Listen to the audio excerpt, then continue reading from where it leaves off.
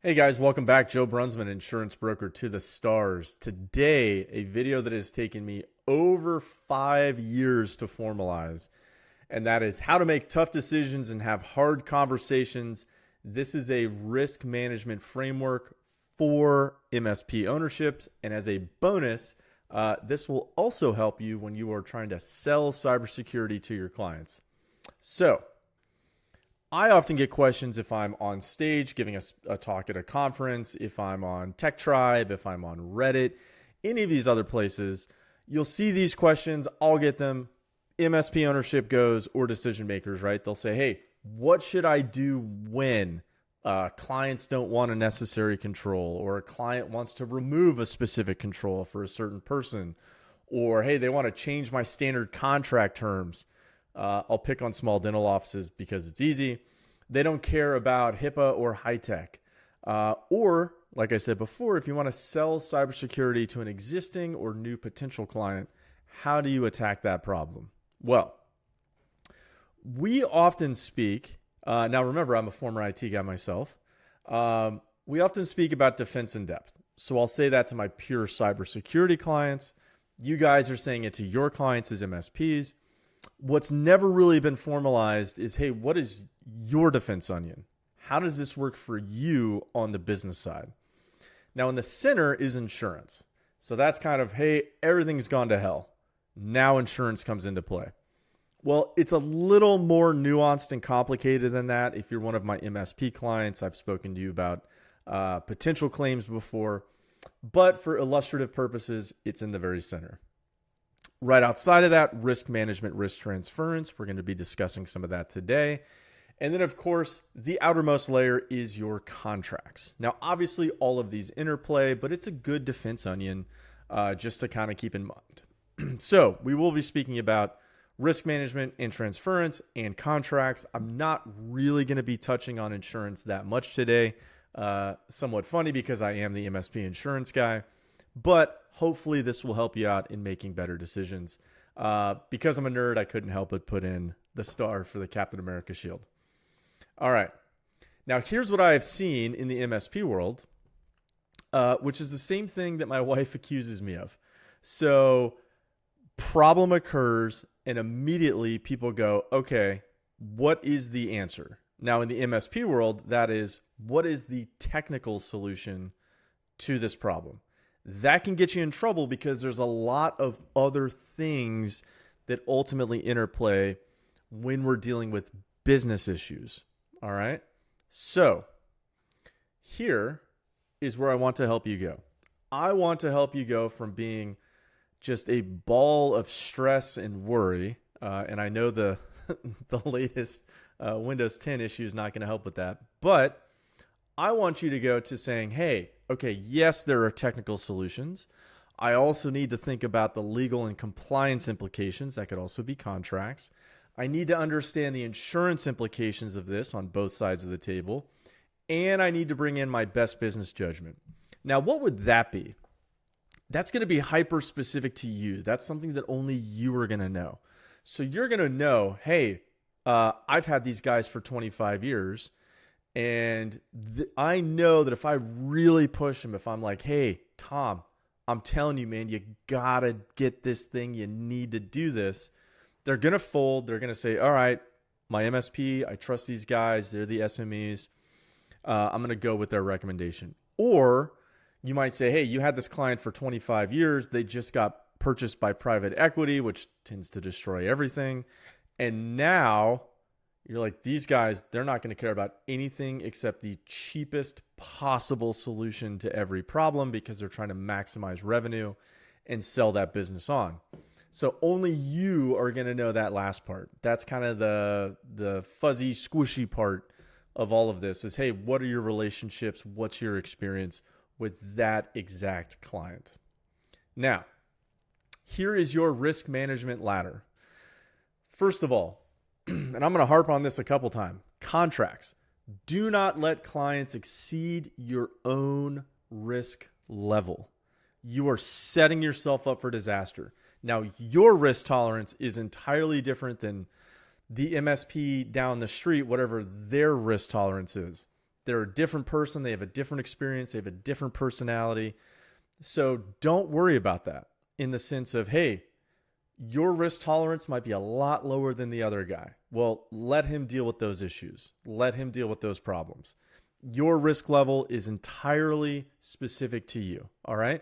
But if you're going to let clients in that are exceeding your risk level, man, you're going to be a ball of stress and worry until you sell that business or you ultimately have a stroke if it comes to that. So please don't do that. Next, they're doing something that's just unwise. Okay, just talk to them about it. All right? Just speak to the client. They're still not getting it, and you go, hey, you know what? This could be detrimental to both of us. All right. Have a written conversation there, right? Document that. This is called offensive documentation in other industries, where you just write down and you say, hey, you know what, Tom?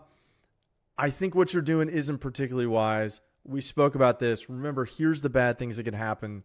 Let me know if you need some help. Right? You build that up over a period of time.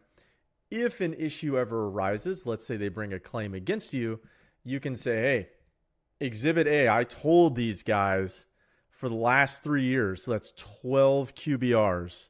I told these guys this was a bad idea. They need to fix it. They didn't fix it. You shouldn't hold me liable. Now, if something's particularly bad, that's when liability waivers come into play. Now, I was at a conference recently, and some knucklehead cybersecurity vendor was saying, hey, liability waivers don't work.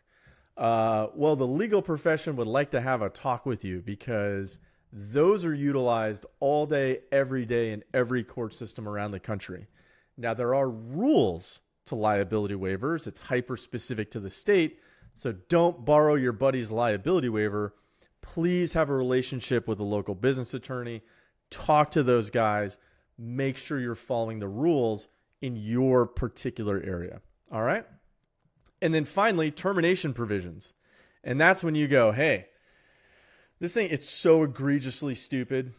I don't want any part of it. You're putting my business at risk because of your poor decisions. We need to cease having this relationship. Now, with that, you might jump steps. Hey, that could be entirely prudent. So maybe you had this amazing client. They got purchased by private equity. Private equity comes in and they say, hey, you know what? We want to slash and burn half the security we've got. You know what? This whole security awareness training thing, it's like pockets. It's a fad. We're not going to do that anymore. And you go, oh my God, this is a terrible idea. Hey, maybe you started great at 1. Now you're going to skip to step 5. Or maybe you have a client where you go, you know what? It just takes them a little while, right? It takes them a little while to build up that courage to go do what I need them to do, what they really need to do to keep their business safe. So you're like, you know what? I'm just going to have a talk with them. You have a talk with them. They're still not getting it. You go, you know what? I'm still not feeling good about it. I'm just going to have this written down, right? I'm going to send them an email that says, hey, here's what we spoke about, et cetera, et cetera. Now, you're going to have different answers for different MSPs. So if you go on the MSP subreddit, you're going to see people that go, well, we never have a client that ever does that, so fire them. You're an idiot if you don't. Not everybody can do that. Maybe you're a newer MSP and you go, hey, man, if I fire these guys, this goes back to best business judgment. If I fire these guys, I got to lay off my tech because now my MRR just hits the floor. Now we got a problem. All right, well, you're going to have different answers for different MSPs. And your risk tolerance is going to change throughout your time as an MSP, all right? So generally, when you first start off, you have to be very tolerant of risk because you're trying to keep the lights on. Then kind of in the middle, you go, okay, in the middle of that MSP journey, you're going to say, all right, there's things I'll do, there's things I won't do, and I'm just going to, I'm going to cut the cord. I got too much going on here. And then by the very end, MSP ownership tends to be very risk averse because you just have more to lose. And that's okay. Now, contracts. Guys, for the love of God, please get your contracts under control. I have seen so many horrendous contracts out there. You're just going to burn yourself. It's one of those things you got to bite the bullet. All right. Now, once again, do not let clients' risk tolerance exceed your own. You're going to see that in contracts where they start saying, oh, well, we don't want X and Y and Z, and we're not going to do this, and we want you to take out this provision and do all these things, they can always be somebody else's problem. Okay? They can always be somebody else's problem. Let them go to the MSP down the street that is, they don't care about risk at all. It's going to bite them in the butt eventually, but hey. Now, remember, within your contracts, you got to start thinking there's a myriad of issues that we could discuss here. But for example, hey, do you have minimum security and system requirements? If your client wants to start doing something stupid, if they want to start slashing and burning, go back to that contract. Say, hey, do we have these minimum requirements? What are those requirements in your contract, and why do you have them in place? All right. This is going to be one of your biggest ideas that you need to keep inside of your head, which is what is in there and why do we have it there? You need to be able to articulate that to clients. Is your contract even legally binding? Oh my goodness, have I just seen some utter disasters out there in the last few years. So please, if you're watching this and you're going, all right, I know I need to start somewhere, please start with contracts. That's the outermost layer of your onion. All right. Don't borrow stuff from your buddy. Don't borrow stuff online. Don't make your own with AI. It's not good enough. All right. Please get those contracts in place. Now, actually, on that note, this video is brought to you by CCA, Lawyers for the Situation. They actually do MSP contracts. If you buy their contract, I don't get paid for it. I'm just saying I really like their contract. All right. So if you need somebody, reach out to those guys. Next, X Clause. They're just coming out. This is going to be, I would say, CCA. That's for your established MSPs, right? For your established business owners. X Clause, that's going to be for the smaller MSPs, the startups. All right. So X Clause is launching here soon. I got to help out a little bit with those guys. So please go ahead and check them out. Next, verbal. We're just going to follow the bouncing ball here. Okay. Now here this is where you're going to start most of the time because it's just kind of common business etiquette. All right. Now you have to start thinking, hey, how soon is your next QBR? Can you kind of hold off on that conversation until you're in front of the business owners? Or do you think, you know what, I want to take care of this now. Maybe I want to broach the topic now, give them a little bit of information, and then we can discuss it at the QBR. Is the client even available and receptive? Will decision makers be present? What's the financial status of that client? Right? If it's bad, you might want to skip to step 2 here. Verbal may not cut it. Next, written and saved. Written and saved. What is this? Follow up that verbal communication, that conversation, with just an email recap. And what should that email recap generally say? Hey, client, pleasure talking to you again. We spoke about XYZ. You mentioned that XYZ, it's too expensive, it's too cumbersome, we just can't do it, we're too busy, etc. Please remember that this can put you at increased in risk by or for insert whatever. All right, so now you're saying, hey, we talk about this, we spoke about it. You said you can't do it. Remember that I told you this can put you at increased risk. And then just a nice little spiel of if you'd like to revisit this topic at any time in the year, or you want me to just implement it, please let me know. We're here to assist you anytime. So what does this say? Well, if you end up on a jury someday and you have some professional dispute amongst two businesses, and one business owner goes, hey, I have documentation here where I said multiple times, 1, we spoke about this. It's all time-stamped. It's all logged. 2, what the response of the other business was. 3, I told them once again why I think it was putting him at increased risk, which is probably ultimately what happened to him.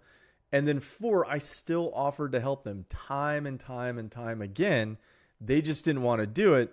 Man, it's going to be pretty hard to pin that on the defense. All right, it's going to be pretty hard to do that. You're going to look like a very reasonable, rational, good business partner there. So, once again, build it up over time and just keep at it.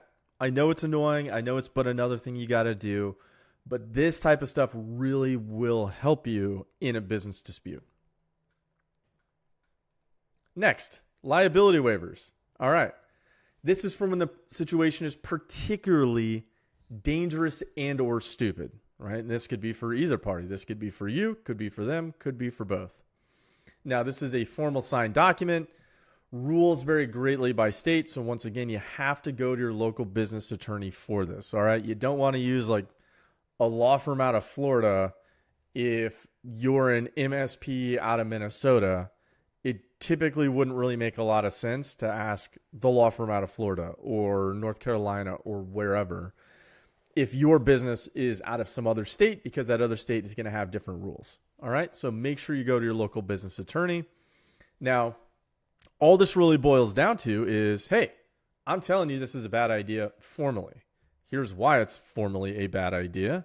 You're going to acknowledge, yep, it's a bad idea, and you're not going to hold me legally liable for your bad idea. Now, some business owners, hey, you may talk to them until the cows come home, and they're just not going to pull the trigger. And it's like, okay, fine. But if you think, hey, this is particularly dangerous and stupid, now you slap that liability waiver in front of them and you go, hey, man, I've been telling you this is not a good idea. So here, I'm not going to fire you, but you're not going to hold me liable for your bad idea. All right. I will say, just from my own experience, about half the time that ownership slaps down a liability waiver, the other guy goes, whoa, hold on. Maybe this is more important than I thought. Let's talk about this again. All right. And the other half of the time, they're just going to sign it. And they probably won't even read the damn thing. But that's their decision. All right. Now, termination provisions. Oh my goodness, have I seen some really wacky termination provisions, things just entirely not contemplated. You need to make sure you understand this within your MSA or you are going to get burned. All right. Now, this is for when the situation is egregiously dangerous and stupid. And you as an MSP owner, you're saying, I don't want any part of this. We need to pull ourselves away from this because this ship is going to sink either today, tomorrow, a month from now, a year from now, but we don't want to be part of it. So get your contracts in hand. Start looking at, all right, how long is it until contract expiration? What are the renewal provisions on there? How are you supposed to notify the client and when? Do you have a provision that talks about a material breach of the contract if they're trying to do things that you are mandating already or not? That's going to play a part. What are the offboarding requirements for both parties? I see a lot of dispute about this. Shouldn't really be that hard. But once again, that needs to be in your contract.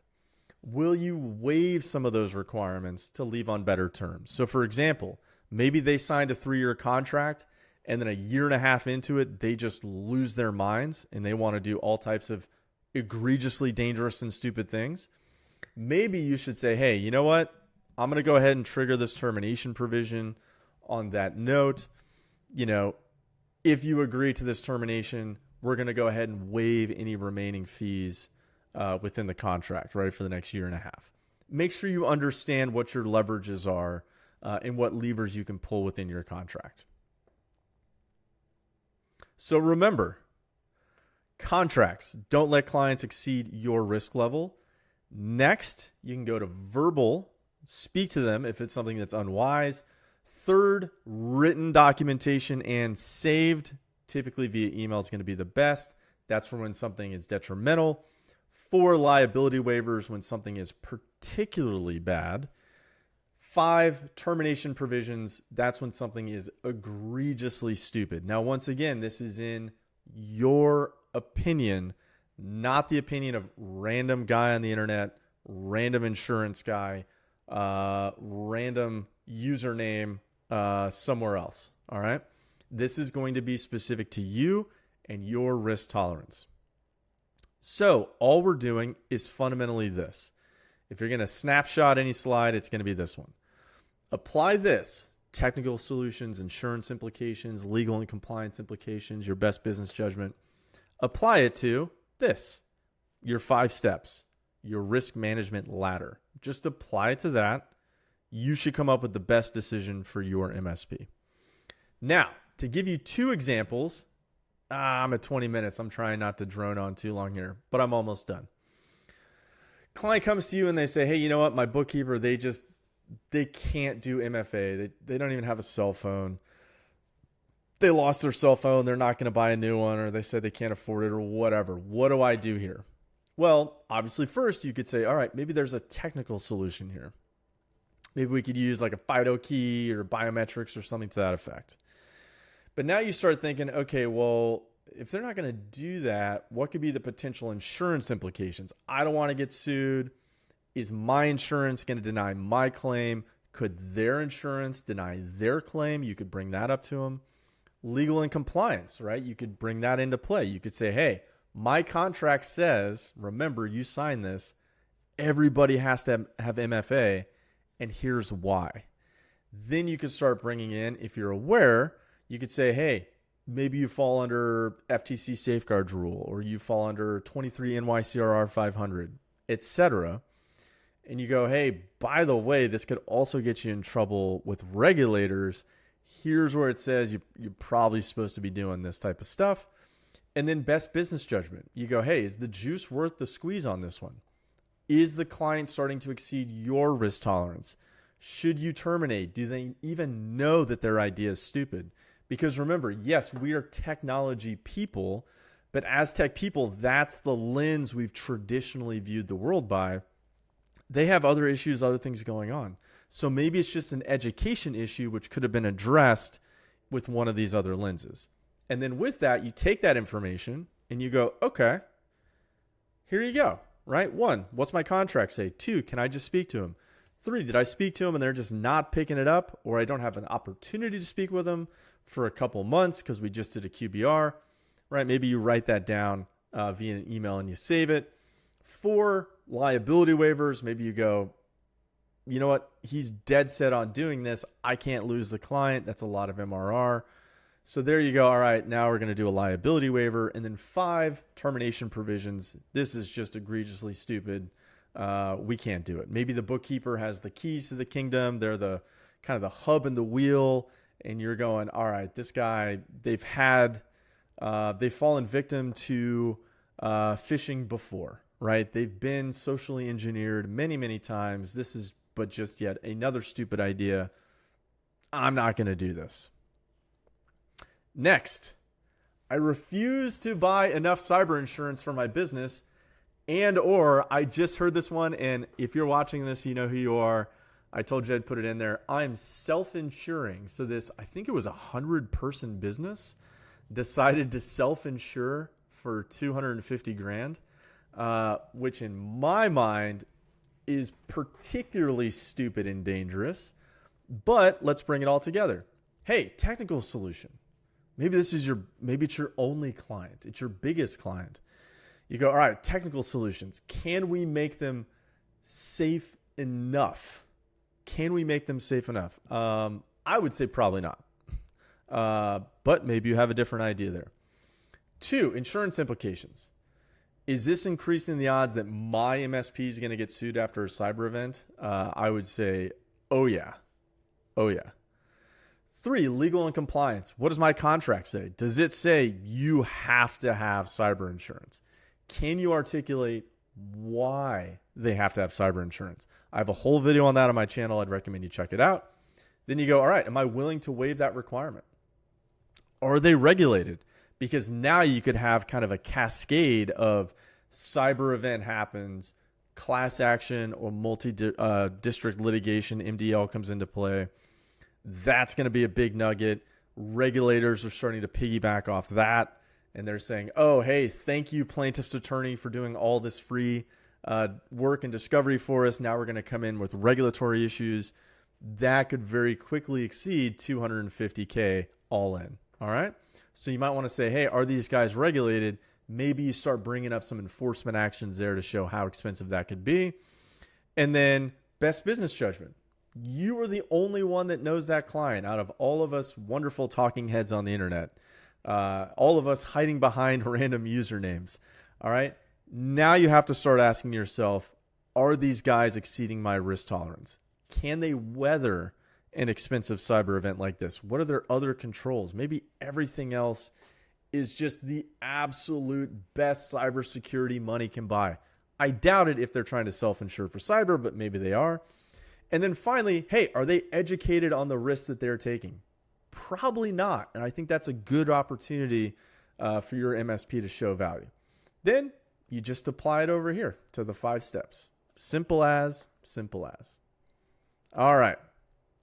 On that note, hope you guys learned something today. Hopefully I didn't drone on too long. But like I said, I think this is going to give MSP ownership a really good basis to start making those hard decisions. If you're in a partnership as an MSP, I would say, hey, when you guys sit down to make a tough decision, write these steps on the board. Write down the 5 lenses. Write down the 5 steps. Make sure you guys have a basis of discussion or everybody is going to be speaking in circles. All right, with that, right here, the YouTube overlords will recommend another one of my videos for you. And over there, if you click on my face, you can subscribe to my channel and get many more good videos just like that. All right, guys, stay safe.